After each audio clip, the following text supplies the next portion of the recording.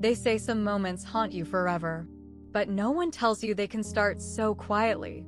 Not with a scream, not with a bang, just a question, a look, a spoonful. It's been 2 years since that afternoon. 2 years since the air in my kitchen felt different. Since the light coming through the window hit Eric's face in a way that made me pause. Made me feel something I hadn't felt in years. I was just trying to be kind.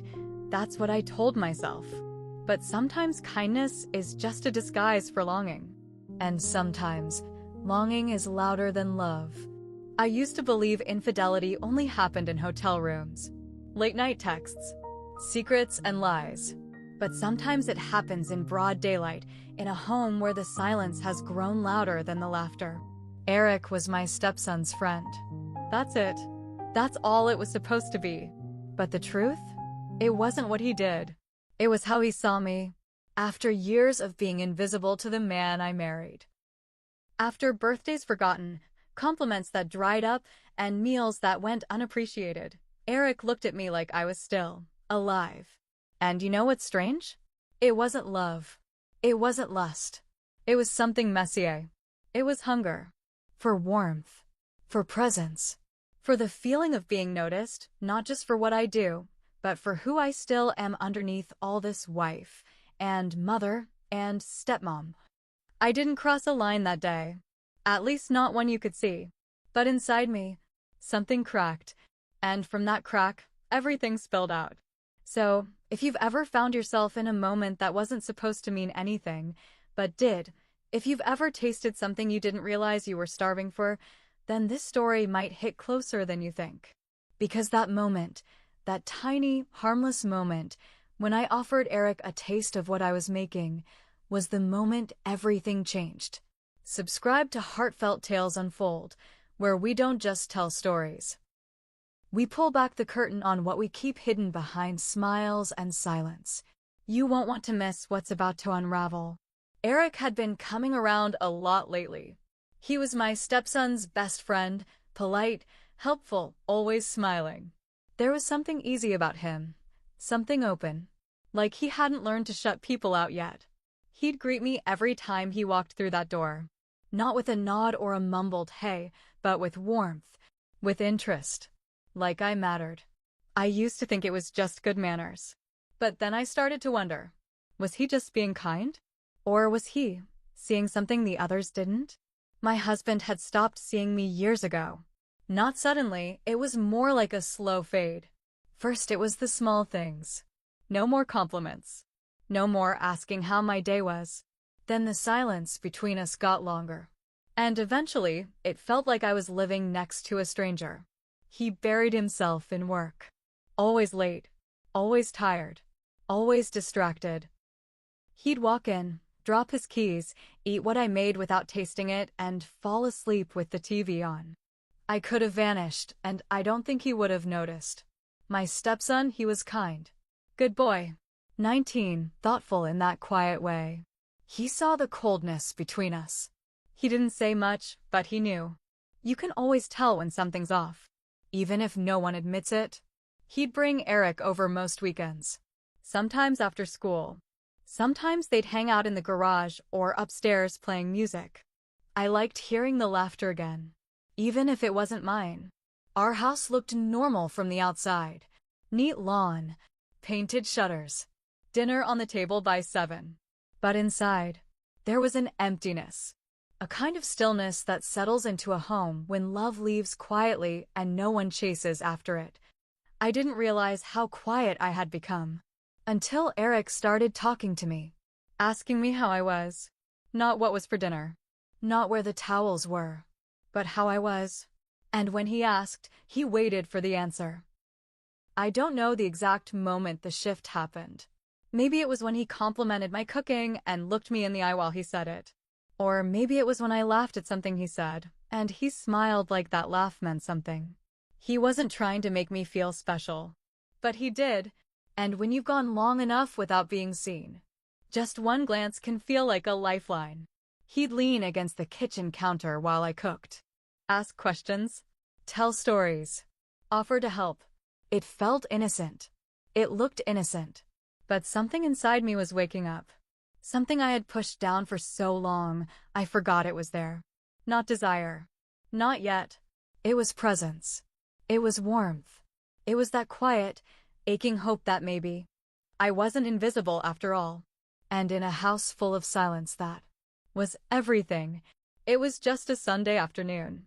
The kind that drifts by without asking for anything. Sunlight was spilling through the kitchen window, soft and golden, warming the tiled floor.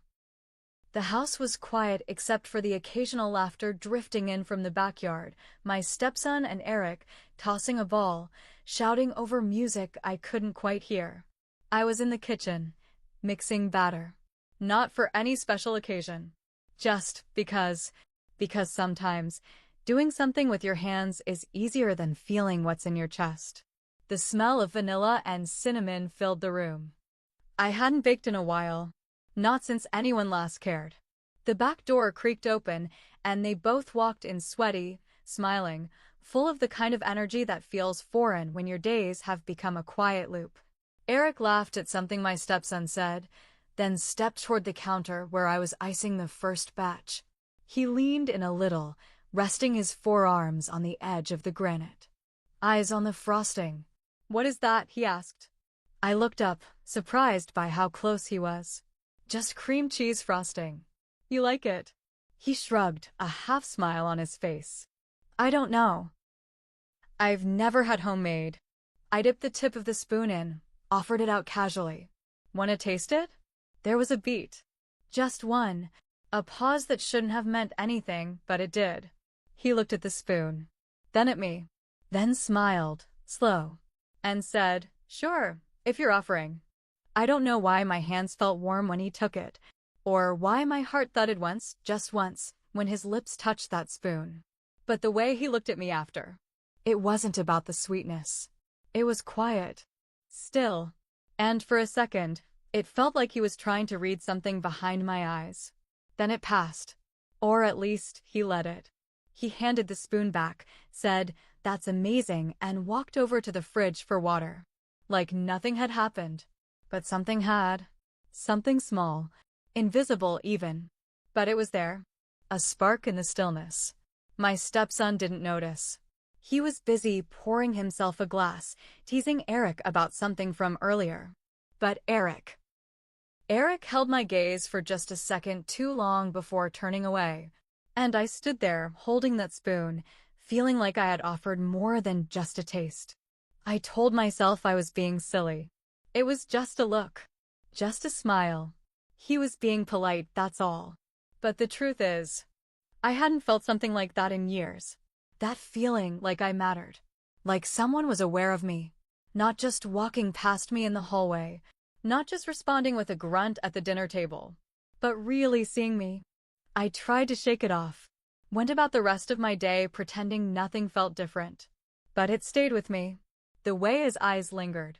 The way his voice softened when he said my name. I started wondering. Was I imagining it? Was it just my loneliness making something out of nothing? Had I become that desperate? I kept asking myself that. Over and over. And then, my birthday came. Or rather, it passed. No card. No dinner. No mention. He didn't forget. He just didn't care. Said he had a late meeting. Left without saying a word. And came home too tired to ask how my day was. I sat at the table that night. A small slice of cake I'd bought for myself. One candle. No song. No kiss on the forehead. Just me. And I thought about that moment in the kitchen. That small glance. That unspoken something. Was it real? Was it mutual? Or was I just trying to fill a hole I couldn't name? I noticed myself thinking about him more. About Eric. Not in a lustful way. Just in a way that made me feel warm. Like replaying a favorite memory, even if it barely lasted a second. And then I hated myself for it. He was young. Too young. He was my stepson's friend. And yet, there was this part of me that ached to be noticed again. To be interesting. To be desirable. To be seen. Was I so starved for attention that I'd imagine desire where there was none? Or was I just finally being noticed? I didn't know what scared me more, the possibility that it meant nothing, or the possibility that it did. After that day in the kitchen, things didn't go back to normal. Not exactly. Eric started helping out more. He'd linger in the kitchen while I cleaned. Offer to take the trash out, even if it was barely half full. Ask if I needed help with dishes, even when I told him I was fine. At first, I thought maybe he was just being polite. But it wasn't just what he did, it was how he did it. The way he stood close, close enough that I could feel the warmth of his shoulder without him touching me. The way his eyes searched mine when he said something simple like, "Need a hand with that?" Like there was more in the asking than just words. And then there were the small things. Little things that didn't belong in a friendship between a young man and his friend's stepmother. We started sharing jokes, quiet ones, subtle, only meant for us. Inside moments. Ones my stepson never caught. He'd say something under his breath while I was mixing batter, and I'd bite my lip to keep from laughing. And then he'd grin, like he was proud to have pulled something out of me. There were glances. Too long, too knowing. One day, while I was chopping fruit, he reached over to grab a towel, and his fingers brushed mine. Just a second. But I froze. He didn't pull back right away. Neither did I. We just stayed there, fingertips barely touching. He looked at me, not startled, just quiet, like he was waiting for something. I turned away first, pretended I hadn't noticed. But that night, I couldn't stop thinking about it. Then there was the scent. It sounds silly now, but one afternoon, he asked me what my favorite scent was. I didn't think much of it. I laughed and said vanilla, with a little clove. It reminds me of warmth. The next time he came over, that was the scent he wore. I noticed it the second he stepped in. And when I complimented it, casually, like it was no big deal, he smiled, not surprised, just satisfied, like it had been for me. And maybe it had. That's when I started dressing differently when I knew he'd be over. Not anything obvious. Just a softer sweater, a different neckline, lip balm with a hint of tint. Nothing anyone would notice. Except maybe he did. I also started baking more. Little things. Muffins, brownies, banana bread. Things I could offer him without it seeming strange. He always took a bite like it meant more than it should. Always said, "This is amazing," like he meant me. And I kept pretending it was nothing. Until one afternoon. My stepson had gone out. Said he'd be back in an hour. Eric stayed behind. He lingered in the kitchen with me, even after I said he didn't have to. He watched me spread frosting over a cake I hadn't planned to make that morning. Watched me hum to myself while I smoothed the edges, trying to keep my hands steady. And then, he stepped closer. So close I could feel the warmth off him again. His voice was low, almost too soft to catch. "Can I taste it again?" I looked up. I knew what he meant. And it wasn't about the cake. I reached for a spoon, out of habit, out of instinct, out of fear maybe. Held it out to him, trying to keep things normal, simple, safe. But he didn't take it. He looked at me. Quiet, calm, certain. And he said, "No spoon this time." His hand moved slowly, not rushed, not dramatic. He dipped his finger into the bowl of frosting, just the edge, just enough. Then he brought it to his lips, eyes never leaving mine.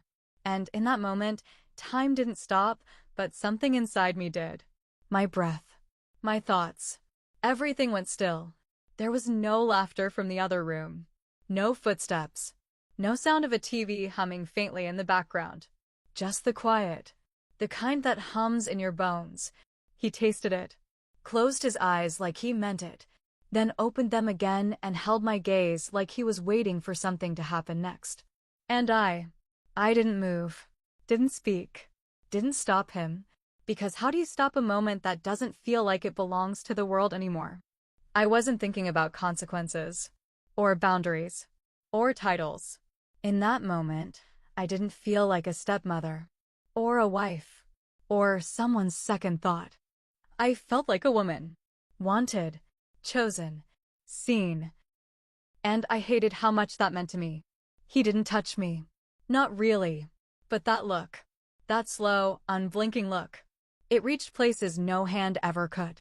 It said what we were both too afraid to say. That we had crossed something. Something invisible, but irreversible. The silence between us became louder than anything I've ever heard. And the worst part? I didn't want to leave it. That stillness. That tension. That breathless moment wrapped in frosting and heat and something unspoken. I wanted to stay there. Just a little longer.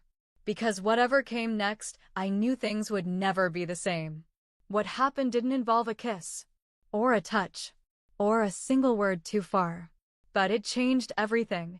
After that day, something shifted. Not out loud. Not in a way anyone else could point to. But I felt it. Eric started pulling away. He still came over at first. But he didn't linger in the kitchen anymore. Didn't offer to help clean up.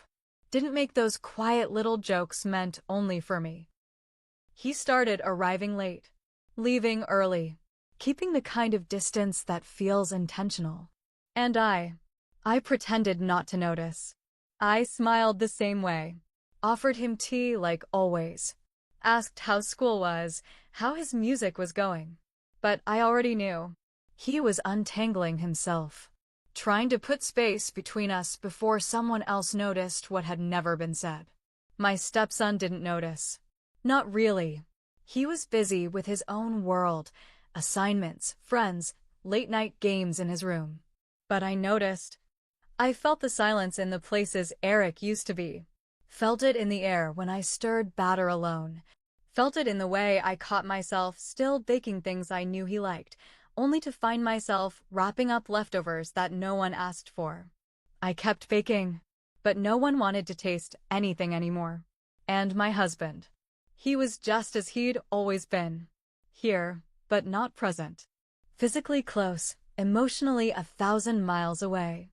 I'd set dinner for 3.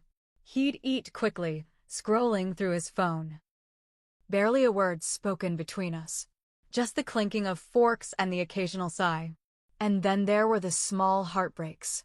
The ones that don't scream. That don't break plates or slam doors. Folding laundry that no one thanks you for. Wiping a kitchen counter that holds no warmth. Sitting on the couch with someone who doesn't turn to look at you. It wasn't the absence of Eric that hurt the most. It was the reminder of what I had returned to. The reminder that for one brief, fleeting moment, I had felt alive. And now I was back to being Air again. Present, but unnoticed. I tried to tell myself it was for the best. That it was right he kept his distance. That nothing had truly happened. But every silence after that felt heavier. Every quiet dinner, every unopened bottle of vanilla, every spoon left untouched on the counter. They all whispered the same thing. You were seen, and now you're not. I didn't touch him. I didn't kiss him. But somehow, it still feels like betrayal. Not just of my husband, but of who I thought I was. I keep going back to that moment, his finger in the batter, his eyes locked on mine, the air between us thick with something neither of us dared to name. Nothing happened. Not in the way that people measure affairs. But something changed, and I can't pretend it didn't. It's not the act that lingers. It's the feeling. The warmth that bloomed in my chest when he looked at me. The way I held my breath when he stepped into the room. The ache I felt when he stopped staying. That wasn't about desire. It was about being noticed. Being seen. I didn't crave his body. I craved the way he made me feel. Present. Alive. Real. Like I wasn't just a part of the furniture. Like I wasn't just a name on a utility bill or the person who folds the towels just the way he likes them. I wanted someone to see me. Really see me. And for a brief moment, Eric did. Is that a crime? Is that shameful? Is longing for connection the same thing as betrayal? I don't know. I keep asking myself that. Over and over. In the quiet hours of the night, while my husband snores beside me, oblivious to the hurricane that passed through our house and through me. Maybe it wasn't what I did. Maybe it was what I allowed myself to feel. Maybe that's worse. Because feelings, they don't leave evidence. but they leave bruises. Have you ever offered something, thinking it was harmless, only to realize it meant everything? It was just frosting, just a spoonful, just a look. But somehow, it changed everything I thought I knew about myself. I keep replaying it in my head, his voice, his eyes, that question. And mine, my silence. Was I wrong for letting that moment happen? For not stopping it? For not looking away? Or was I just a woman, tired of being invisible? Because the truth is, when you've spent years being unseen, even the smallest light can feel like a fire. I want to believe I'm a good person, a faithful wife, a decent human being, but that day, I wasn't sure anymore. And maybe that's the real story. Not what happened, but what it revealed. Tell me in the comments, was this betrayal? Or just human vulnerability, finally breaking the surface? If stories like this move you, stir something in your chest, or leave you sitting in silence long after they end, like this video. And subscribe to Heartfelt Tales Unfold. Because here, we don't just tell stories. We unravel the human heart. Loneliness doesn't always come screaming. It doesn't always slam doors or break dishes. Sometimes, it walks in quietly, through the kitchen door, wearing a friend's smile, smelling like vanilla and clove. It slips into moments that seem small. A question, a glance, a taste. And sometimes, the things we offer others aren't food. They're pieces of ourselves, disguised in sweetness, wrapped in kindness, served with trembling hands. Be careful what you offer. Be careful who you offer it to. Because some hungers never go away.